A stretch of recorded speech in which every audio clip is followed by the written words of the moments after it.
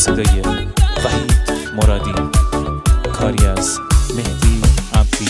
پلنگ وحشی بی من مرا دستیا کردی، یار جنگی من، شلوار پلنگی من، خالش و روزارم بر مسیا کردی، یار جنگی من، شلوار پلنگی من، حسی که به تدایمت برگ برندوه، یار جنگی من، شلوار پلنگی من، این جنگی کاتی عاشق تا که زندوه، یار جنگی من، شلوار پلنگی من. همه منطقه جنگ فقط تیر و تفنگه، یک بار فشنگه، هر خانت تاریکا داره مثل پلنگه، آماده جنگه، آماده جنگه.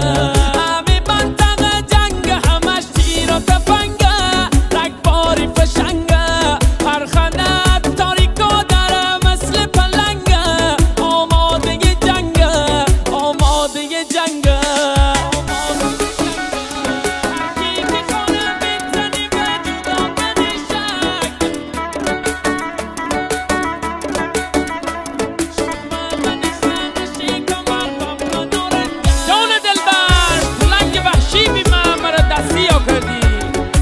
خالش و روزارم ببر مسیح کردی، یادش بخیر.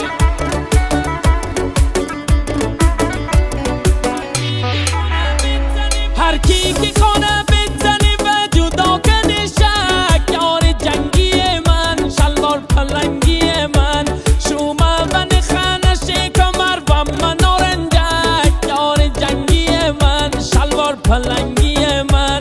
همه دوننه که هستی به اول و آخر، یار جنگی من، شلوار پلنگی من، تستش دست رکزم من نکندی باور، یار جنگی من، شلوار پلنگی من.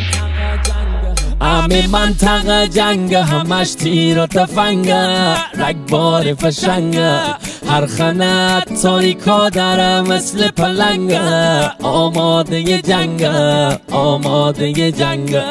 همه منطقه جنگ همش تیر و تفنگه، رگبار فشنگه، هر خانت تاریکا داره مثل پلنگه، آماده جنگه، آماده جنگه.